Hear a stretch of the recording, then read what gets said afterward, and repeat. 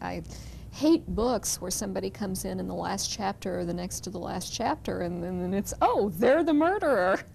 Or if you haven't really gotten to know the murderer. I've had a debate with an historical mystery writer who gave me some input back in a manuscript I'm editing, and who made the comment that we should really get to know the villain a little better, so that there's more of an emotional reaction in the reader that this person turns out, to be the killer. And I do think that to make your evildoer unknown, offstage, or a puppet always diminishes the overall impact of the book on the reader, who should recognize that so often people do evil deeds for really very human motives, not because they're an Iago.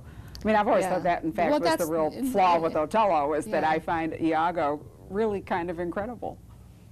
Well, that's what fascinates me, as I think I probably said in Albuquerque and have said before, is what makes ordinary people do extraordinary things, and I'm not interested in psychopaths.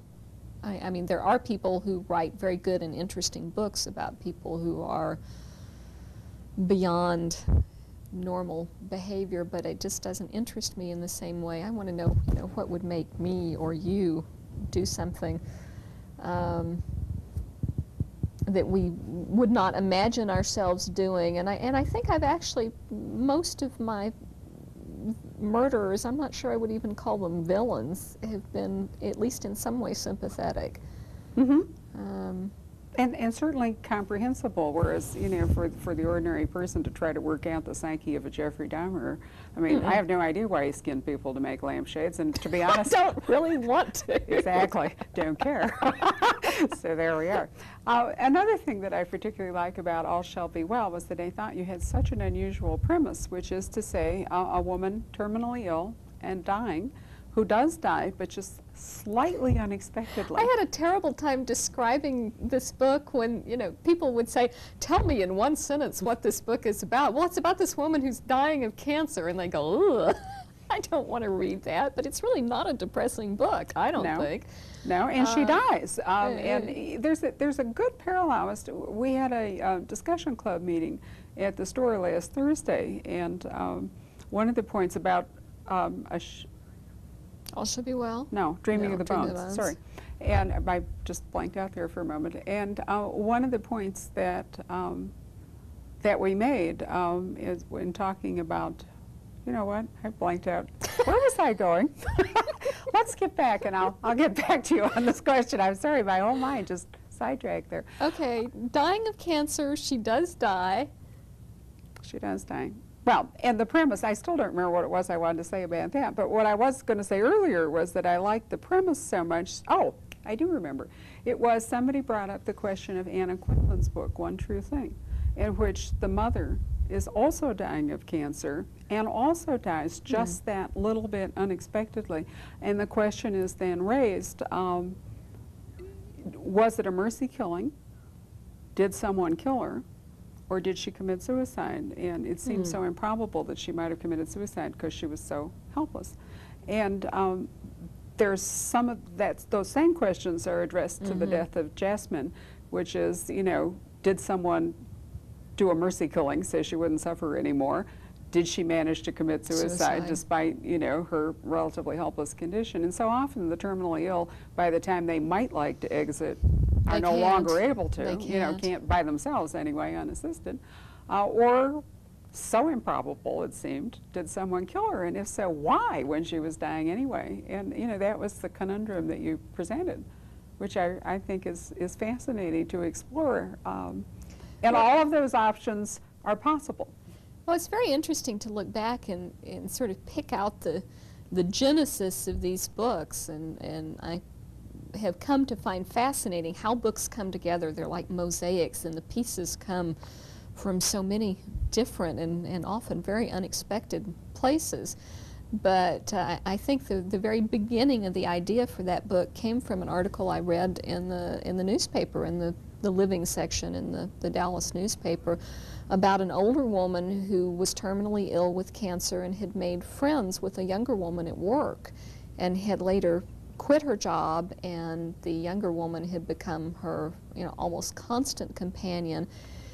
And the woman who was dying had asked this younger friend to help her commit suicide, and the younger woman had kept a diary about her feelings about her friend's illness and about this request to help her friend commit suicide. And as it turned out, the woman decided not to and did go ahead and die naturally. But I was just fascinated by the relationship between these two women, and that was the basis for, as they became in the book, Jasmine and Margaret, who of course became completely different people and reacted in different ways and formed a different relationship from the women that I had originally read about. But plotting books, I think, is playing this continual game of what if.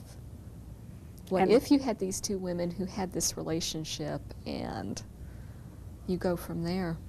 And Kincaid, of course, is drawn into the case because he's a neighbor and was fond of Jasmine and was himself surprised that she died.